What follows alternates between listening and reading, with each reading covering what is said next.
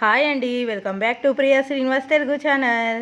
ఇక్కడైతే నేను బాదుషా చేద్దామనేసి పిండిని అయితే కలిపి పెట్టుకున్నాను ఫ్రెండ్స్. దీంట్లో నేను కొద్దిగా ఉప్పు, అలాగే బేకింగ్ సోడా, అలాగే 3 స్పూన్ల నెయ్యిని అయితే వేసి బాగా మిక్స్ చేసుకొని పెట్టుకున్నానండి, చపాతీ పిండిలాగా. ఇదైతే ఇక్కడ పక్కన పెట్టేసుకుందాం ఫ్రెండ్స్, ఒక హాఫ్ అన్ అవర్ నానేంత వరకు అయితే.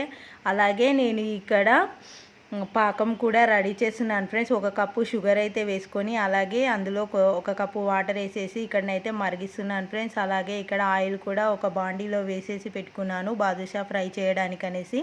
ఇక్కడ పాకం అయితే రెడీ అయిపోయిందండి. అలాగే నేను పిండి ముద్దలను చిన్న చిన్న ముద్దలుగా చేసేసుకొని బాదుషా లాగానైతే ఒత్తేసుకుంటున్నాను ఫ్రెండ్స్. చూసారు కదా, ఇలా మనము రబ్ చేసి బొటన వేలితో నొక్కితే బాదుషా షేప్ అయితే వస్తుంది ఫ్రెండ్స్. అలాగే ఇక్కడ అన్నీ నేను రెడీ అయితే చేసేసి పెట్టేసుకున్నానండి. ఇప్పుడు ఆయిల్ని లైట్గా హీట్ ఎక్కిన తర్వాత ఇప్పుడు ఈ బాదుషాలను అయితే మనము ఆయిల్లో ఫ్రై చేయాలి ఫ్రెండ్స్.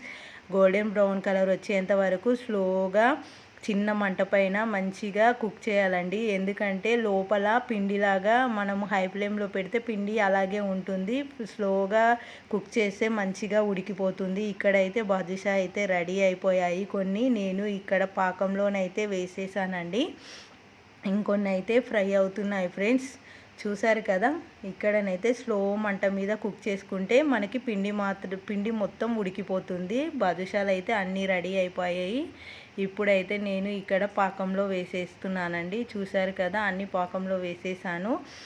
మీకు చూపించడం కోసం అయితే నేను ముందుగానే వేసిన బాదుషాని అయితే తీసి చూపిస్తున్నాను ఫ్రెండ్స్. చాలా బాగా వచ్చాయి, జ్యూసీగా. చూసారు కదా, మీ ఇంట్లో కూడా మీరు కూడా ట్రై చేయండి.